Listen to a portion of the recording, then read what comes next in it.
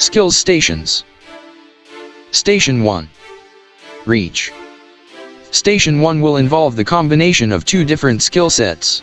The first will be practicing the retrieval of a victim from the water using the reach method. The second skill will involve C-spine stabilization and immobilization of the victim while the victim is still in the water. Scenario 1. Reach. A victim is in distress in the water a short distance away from the shoreline. 2 to 3 rescuers will attempt to retrieve the victim and pull them ashore using the reach method and without entering the water. Equipment needed. PFDs for the victim in the water and for each rescuer on shore. Rigid object like a lifeguard hook, pike pole, boat oar, etc.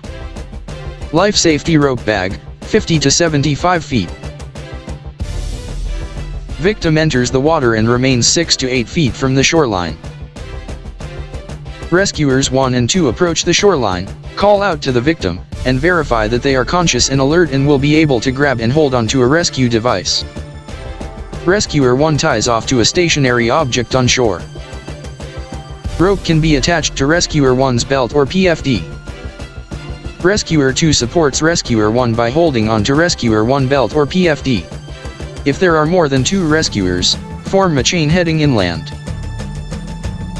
Rescuer 1 reaches out to the victim with a rigid rescue device of appropriate length. If using a pike pole or hook, the handle end should be extended to the victim, not the hook end.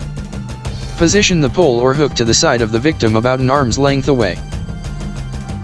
Once the victim has grabbed onto the rescue device, make sure they have a good grip on it and are ready to be pulled to shore.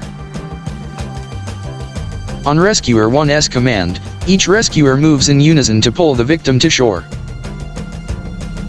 Once the victim is safely on shore, he can be stabilized and packaged for transport.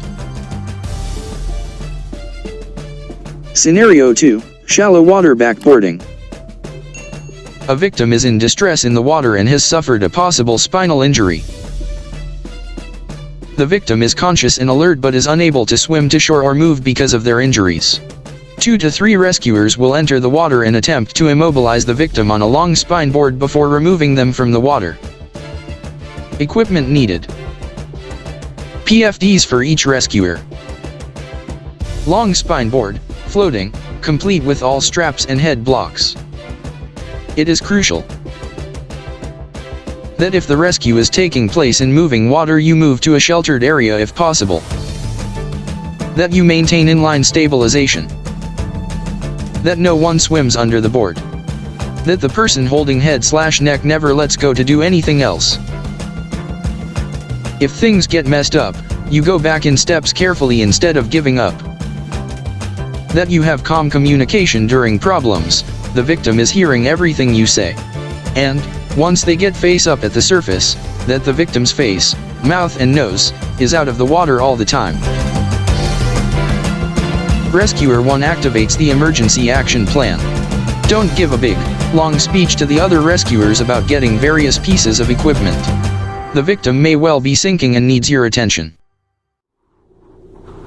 Enter the water carefully, using a slide-in entry. Don't make any big waves, either on your first entrance or approaching the victim. Approach a face-down victim from the side. Grasp the victim's arms midway between the elbow and the shoulder. Put your right hand on their right arm, your left hand on their left arm. Gently squeeze the victim's arms to their head and keep them squeezed so their head stays in line with their body.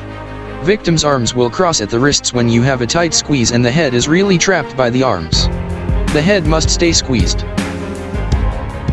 Lower yourself down to water level, shoulder depth, so you won't lift the victim up out of the water on the next step. Walk and glide the victim slowly forward, so their legs might come up to the surface and their body might be in a straighter line.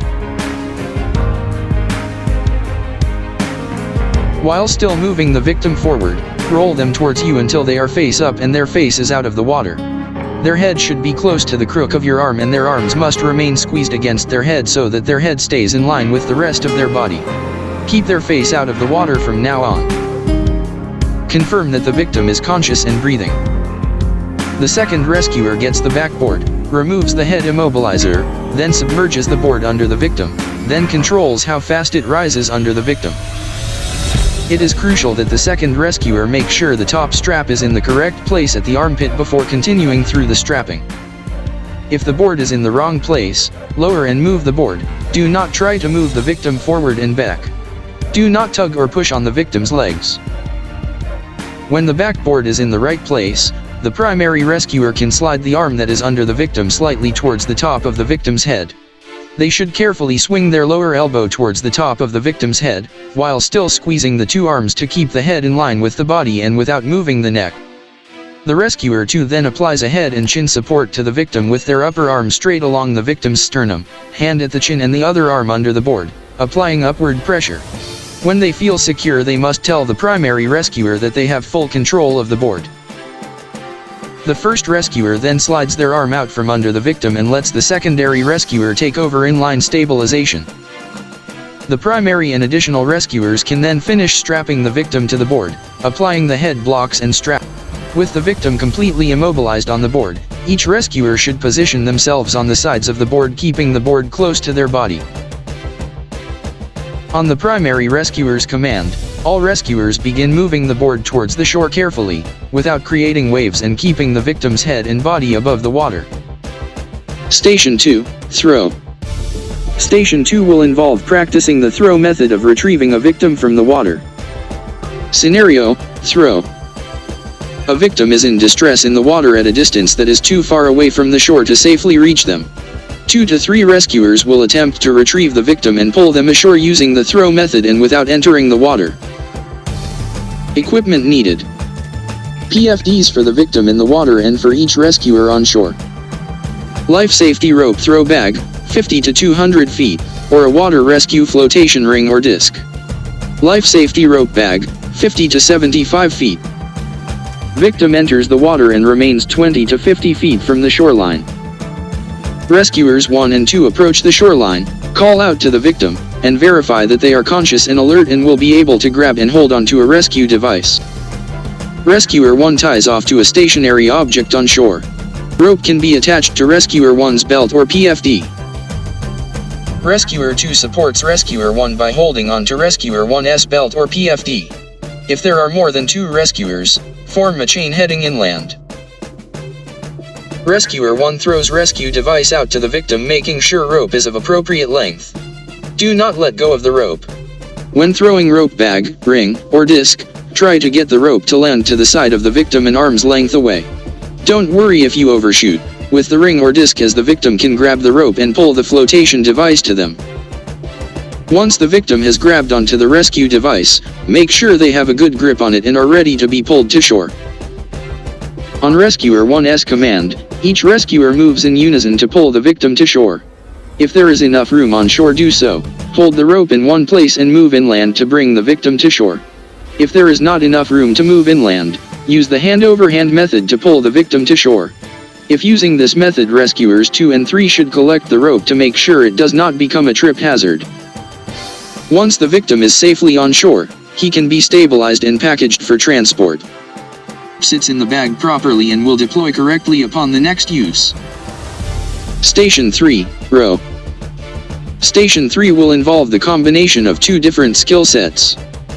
The first will be deploying the rescue boat from the shoreline and becoming familiar with the equipment and how to operate it. The second will involve the retrieval of a victim from the water that is too far from the shore to use the reach or throw methods. Scenario: deploying the boat.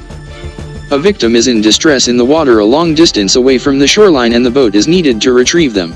Equipment needed: PFDs for the victim in the water and for each rescuer in the boat. Rescue boat with full accompaniment of equipment. Life safety rope throw bag, 50 to 200 feet, or a water rescue flotation ring or disc. All available rescue personnel will be instructed on proper deployment and operation of the boat. The recommended number of rescuers in the boat should be 2 to 3 maximum. Upon getting the boat in the water, the operator will travel at a steady speed as not to create a wake or waves in the water. The operator should approach the victim from an angle and not head on or straight from the back. All other rescuers in the boat need to be the eyes and ears for the operator and watch for hazards in the water. If the boat can be positioned close enough to the victim to pull them directly into the boat, do so, but as safely as possible. If the victim is conscious and alert, have them grab onto the side of the boat and help them don PFD in the water if possible. Rescuers should keep their center of gravity low in the boat, distributing their weight evenly as to not cause the boat to capsize. Grab the victim low around the waist and pull them carefully up out of the water and into the boat. Once the victim is in the boat, assist them in donning PFD if not already done. If the boat cannot be safely positioned close enough to the victim to pull them directly into the boat, use the reach or throw methods to get them close enough. Station 4, Go. Station 4 will involve practicing the go method of retrieving a victim from the water. Scenario, Go. A victim is in distress in the water at a distance that is too far away from the shore to safely reach them, and the victim is incapable of grabbing and holding onto a rescue device. 2 to 3 rescuers will attempt to retrieve the victim and pull them to shore or to the boat using the go method, where one rescuer must enter the water to retrieve the victim. Equipment needed.